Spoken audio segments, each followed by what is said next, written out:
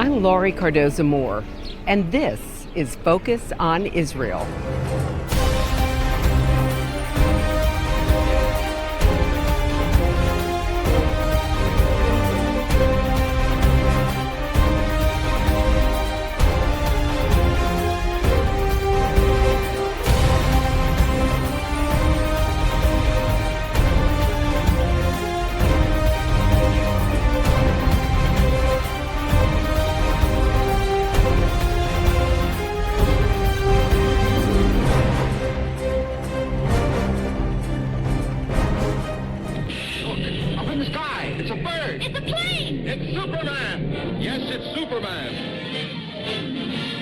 So what do the Jewish people have in common with Superman, Spiderman, Batman, and the large universe of today's popular superheroes?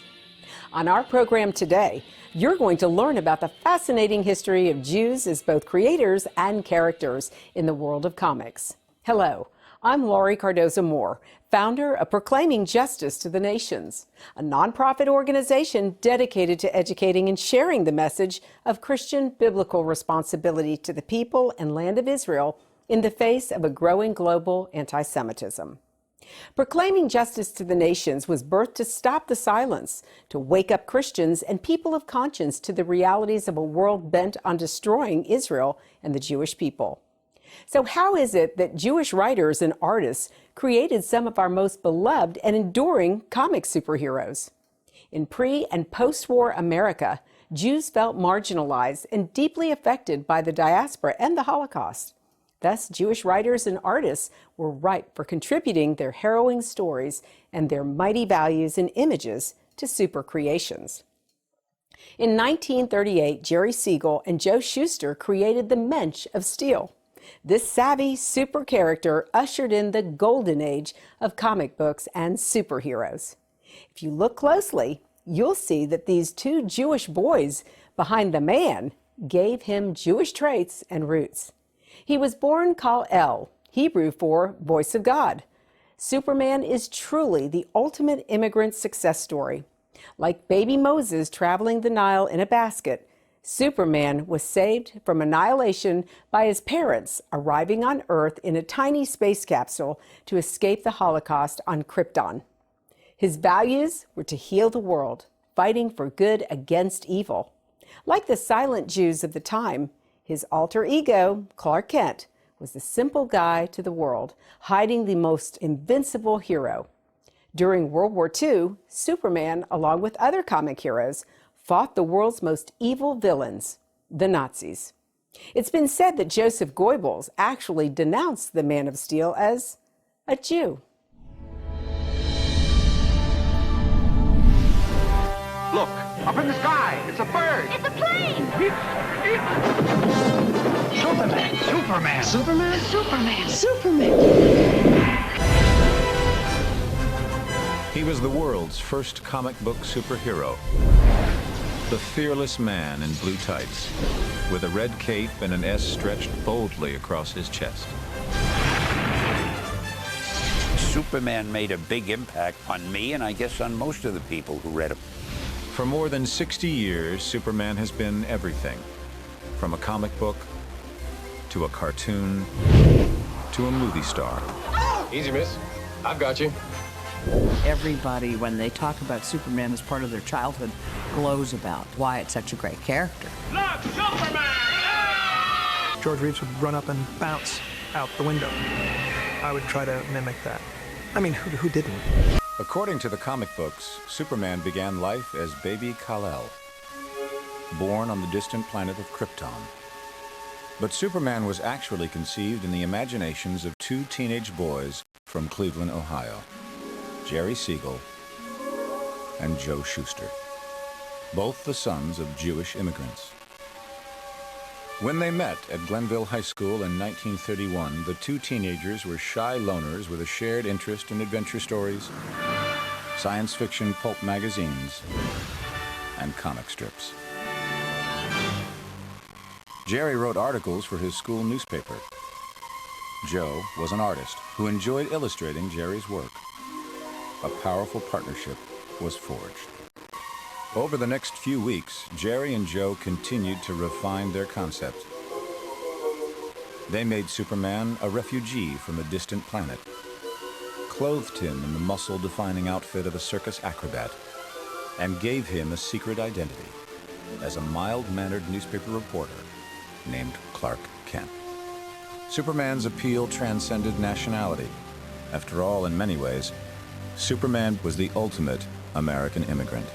Superman was the great longing of these immigrants to fit into society and to aspire to greatness. Now seen as a symbol of hope to a struggling nation, Superman was bigger and more powerful than even his creators could have imagined. Some have seen Superman as a mythic symbol of hope, strength, and moral certainty, while others would simply call him a pop culture phenomenon. I mean, it's not like I asked to be famous. Yeah, well, it's the price you pay. Throughout his history, he's found himself in touch with the times and occasionally out of fashion. But Superman continues to endure as generation after generation have come to know him. And with each new generation, Superman continues to challenge our collective notion of what it means to be a hero. There's always a time for heroes. It's the spirit of Superman, and it's someone that people can aspire to be. The guy down the street wanted to be a sports jock. I wanted to save Metropolis. It's about having a hero who swoops down and saves you, who looks pretty good, too. He enables you to do everything humanly possible that we all wanted to do.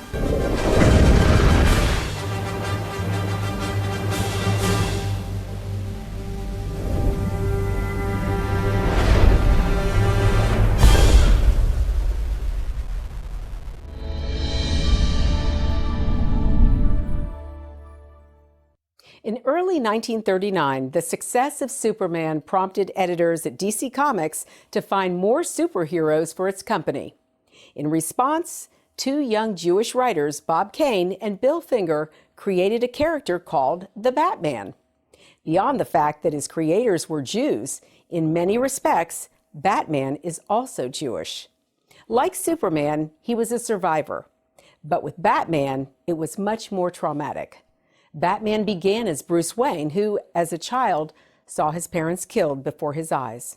This caused something dark within his psyche. The Dark Knight was driven, obsessed, and haunted. Many observers have noticed that the Jewish-created superheroes emerged from the shadows of World War II. When Batman emerged in 1939, many Jewish children were seeing their parents killed before their eyes in concentration camps and ghettos across Europe. In that sense, Batman was a stand-in for countless Jewish children who emerged from the war years deeply damaged by what they had witnessed. There was a second Jewish quality in Batman, as a matter of fact, in most all superheroes: the secret identity. Something deeply Jewish going all the way back to the Torah itself. Think of how many biblical stories feature people who have disguised themselves. Just in the book of Genesis alone, Jacob disguises himself as his hairy twin Esau. Tamar disguises herself as a prostitute to entice and expose Judah. And Joseph essentially disguises himself as an Egyptian to fool his brothers. Fast forward in Jewish history, the conversos, the secret Jews of Spain, had to masquerade themselves as Christians while maintaining Jewish customs in secret. And what about modern assimilated Jews trying to fit into Gentile society? The ultimate irony: it didn't work in Germany, and unfortunately, it won't work today if the trend of worldwide anti-Semitism continues to grow. Even Batman's creator, Bob Kane, who started his life as Robert Kahn, assumed a secret identity. Kahn is a Germanized form of the Jewish surname Cohen. Was he trying to mask his ancient priestly reality of Khan? Was he creating a mask for himself as well?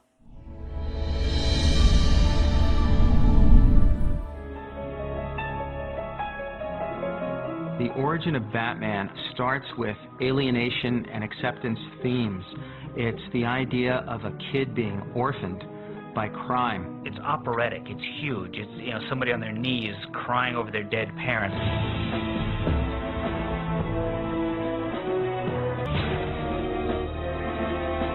You can show people that the icon of the bat symbol in any country, in any language, and they'll look at it and they'll tell you it's Batman.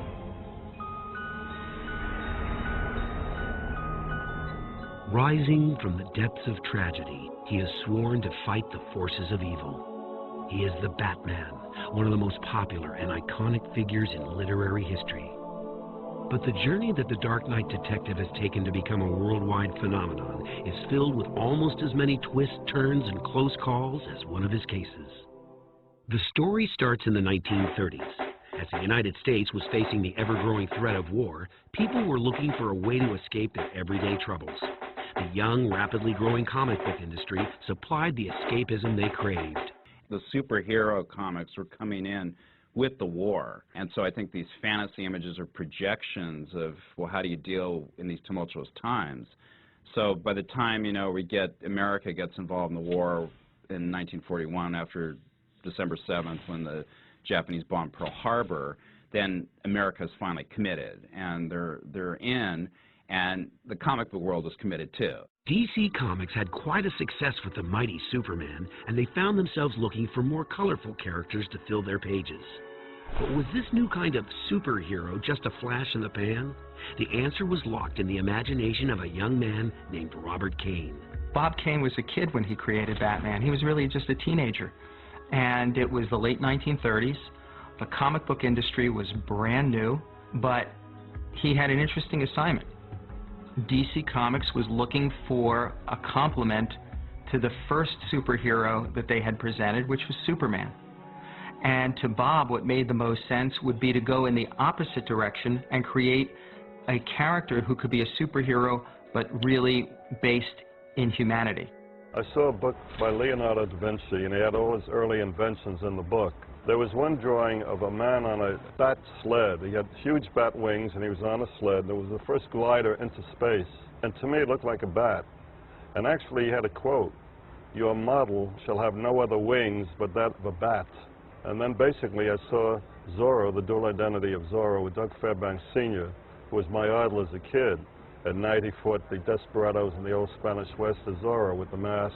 And he came out of a cave with a dark horse, a black horse called Tornado, and instead I reinterpreted and made a Batmobile. I thought the name was good. It's a good name, Batman. When I saw the drawings of him, he looked like a very mysterious figure with that cape or whatever it was wrapped around him. Bob Kane, Bruce Wayne, Batman are really all one and the same, and the character is really simply an extension of Bob Kane and who Bob Kane was and what he was about and so forth.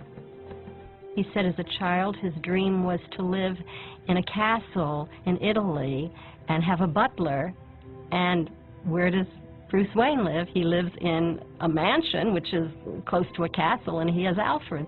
So I think a lot of his daydreams and things as a child were just incorporated into the character. I'm really sorry he isn't around today, because he always used to say, "Hey, you see Batman? It was the biggest movie of the year. Where's Spiderman?" You know, there's nothing I could say.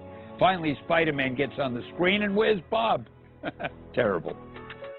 Kane quickly realized that he had a success on his hands, and keeping up with the demand for the Dark Knight's adventures would be more than just a one-man job. Soon he hired a handful of collaborators to help bring the Cape Crusader to life.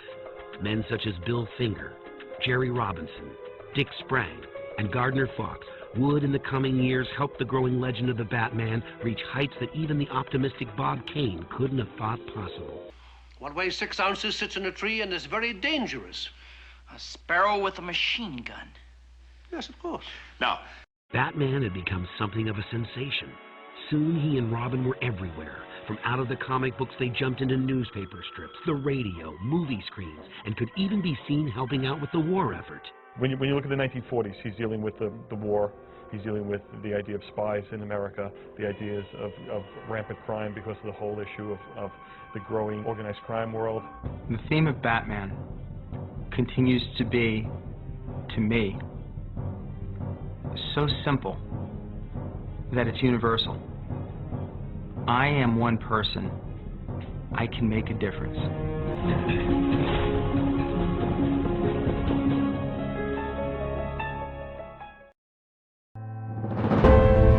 I want to take you to Israel in pictures and film.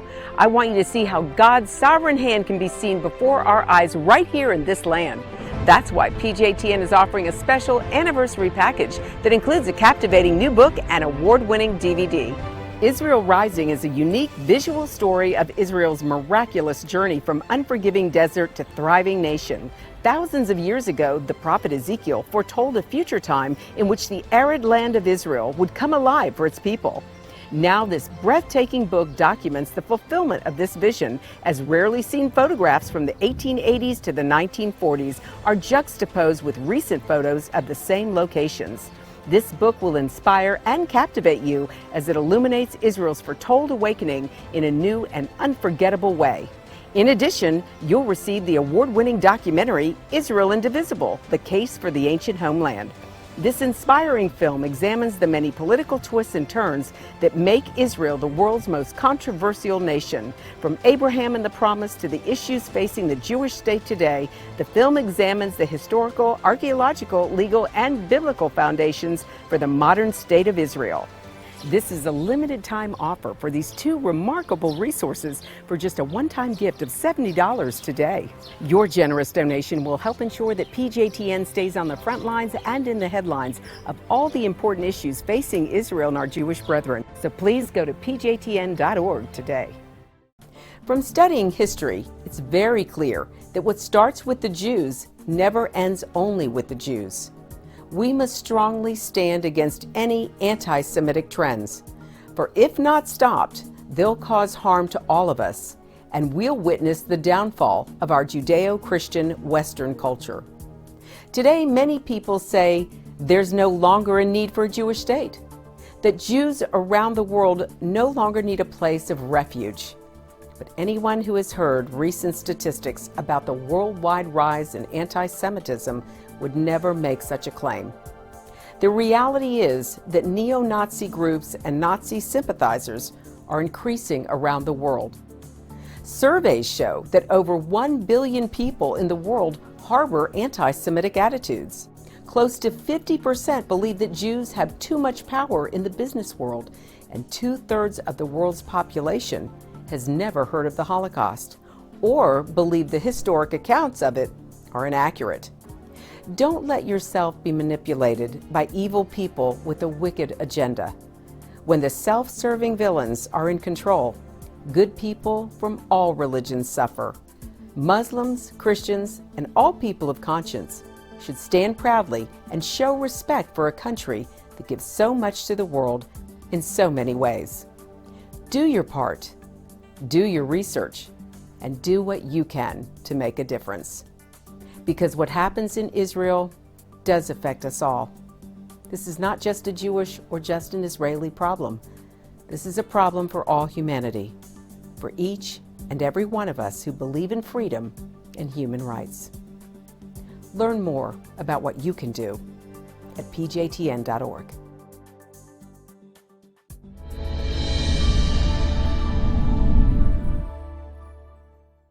From 1941 to the mid-60s, legendary Jews Stan Lee and Jack Kirby spearheaded Marvel, a universe of superheroes that included the Fantastic Four, the Incredible Hulk, the X-Men, Thor, Iron Man, Captain America, and Spiderman, among others. The fact that reading and watching stories about Black or Jewish heroes seems commonplace to us today is due in large part to Lee, who reimagined the concept of a superhero. Through his Jewish outsider identity, he created a completely new type of superhero, flawed and complex. They looked a lot like us. Stan Lee was born Stanley Lieber in 1922 in New York. His parents were Jewish immigrants from Romania. Lee initially wanted to be a serious writer, but when he graduated high school, he was hired by Martin Goodman, a relative who worked in the magazine industry. After serving in the military during World War II, Lieber returned to the comic business, and like many Jews trying to make it in the U.S., he changed his name. In the early 1940s, Lee teamed up with the Jewish creators of Captain America, Joe Simon and Jack Kirby. In the character of Captain America, these Jewish writers and artists gave their hero a passive and weak alter ego, symbolic of how Jews were stereotypically viewed. That is, until he slurped a serum, transforming him into the Star-Spangled Hero. The serum was created by, of course, a Jewish scientist, Professor Reinstein. In 1961, Lee and Kirby teamed up to create a super team, the Fantastic Four. One member of the Fantastic Four, the Thing, felt like a freak because cosmic rays had transformed him into an orange, granite-skinned monster. He was, by all accounts, a metaphor for Jews, African Americans, and other minorities. Then in 2002, in an issue of the Fantastic Four titled Remembrance of Things Past, test pilot Benjamin Jacob Grimm, the Thing, returns to his Lower East Side roots to give back a Magen David he stole from a pawn shop while a teen. When the owner, Mr. Scheckerberg, becomes super-villainized, Grimm did what no other superhero had done before, recited the Shema. Later, he finally celebrated his bar mitzvah, no doubt serving a gesund buffet for the Fantastic Four, who watched him daven. The Amazing Spider-Man was first published in 1962 and became an instant hit. According to Avi Arad, the Israeli-born founder of Marvel Studios with Lee, Spider-Man is clearly Jewish. Peter Parker is a deep thinker, immersed in a loving family that seems Jewish and lives in a real-life Jewish neighborhood in New York. His primary defense is wit, explains Arad, even more than his superhero powers. In 1963, Lee and Kirby introduced the X-Men, super mutant heroes who were hated and feared by those they helped, much like Jews who strived to make the world a better place. By the late 1970s, openly Jewish characters flew out of the closet and off the comic stands. Chris Claremont, another Jewish writer, introduced X-Man Kitty Pryde, who often wore a Star of David, and redeemed the X-Men's arch nemesis Magneto, a.k.a. Max Eisenhardt, whose villainy resulted from his past childhood in Nazi concentration camps. The Incredible Hulk was Bruce Banner, a former American military man who'd been turned into a monster and was now pursued by the very people who once employed him. Running for his life, the Hulk wanders the earth just to survive. Some saw parallels with Jewish history. Lee himself saw Jewish roots in the story of the Golem, a mythical monster that legend credits with protecting the Jews of medieval Prague from anti-Semites. A 1981 story sees the Hulk traveling to Israel aboard a freighter called the Star of David. Perhaps like the Jews, he finally found safety and security in the Jewish state. In 1972, Lee used his column Stan's Soapbox to call for inclusivity and to criticize racism and anti-Semitism. On November 12, 2018, we lost Stan Lee. In his career, he transformed a small-scale business into today's multi-billion-dollar superhero industry dominated by blockbuster movies, with many of the heroes invented by Stanley Martin Lieber. The 2008 National Medal of Arts to Stan Lee for his groundbreaking work as one of America's most prolific storytellers. Well, my upbringing was in the Depression days. We lived in the Bronx on University Avenue. That old apartment that we lived in, wow, I hated that. My mother and father slept in a couch in the living room that opened up into a double bed, and I slept in a little bedroom in a bed. I still remember how important it was to have enough money for a loaf of bread or a bottle of milk. I got into comics by accident when I heard there was a job open at Magazine Management. They wanted me to work in the comic department. Some department, it was two people, Joe and Jack. And they were the two who were really running Timely Comics when I came there to work. My name at the time was Stanley Martin Lieber. I took my first name Stanley and cut it in half. I didn't want to use the name Stanley Martin Lieber because I was saving that for the great American novel, which I never wrote. America went to war, and the superheroes went to war along with them. Simon and Kirby were the first two to really play Hitler up as the world's worst villain. We were winning the war through our superheroes and our real heroes overseas.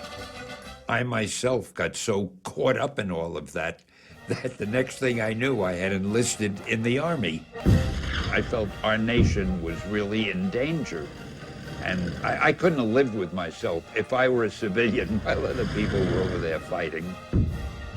In his take on superhumans, he paid way more attention to the human than the super. He made the characters real. He made them feel like people who you knew. They were your friends, they were your neighbors, and suddenly people got emotionally invested in this, and they cared about it. Spider-Man is Stan. I absolutely feel that. All the things that Stan feels, morality, Uncle Ben, you know, when all of that is Stan's attitude towards mankind.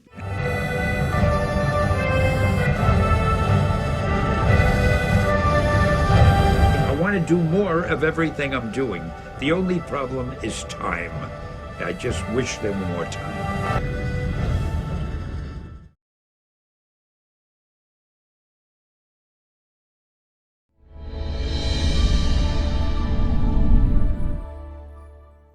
Well, that's our program for today, and I want you to know we appreciate your support.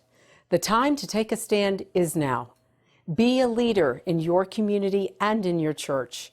One person can make a difference. Get involved with and support pro-Israel organizations such as PJTN.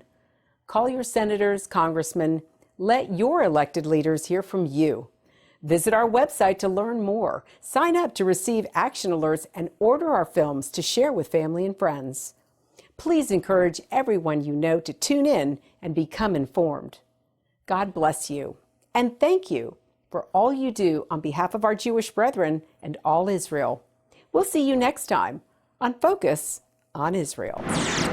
To support this program, send your tax-deductible gift to Proclaiming Justice to the Nations, P.O. Box 682711, Franklin, Tennessee 37068. You can also support PJTN online. Visit pjtn.org or call 1-877-873-9020.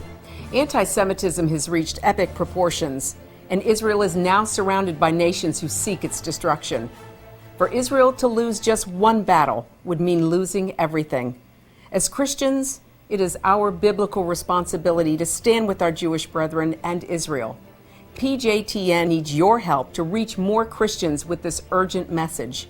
Please visit our website to become a member today and order our award-winning documentaries. You must decide that you won't be silent. Sign up now at pjtn.org. God bless you and thank you for your support and prayers.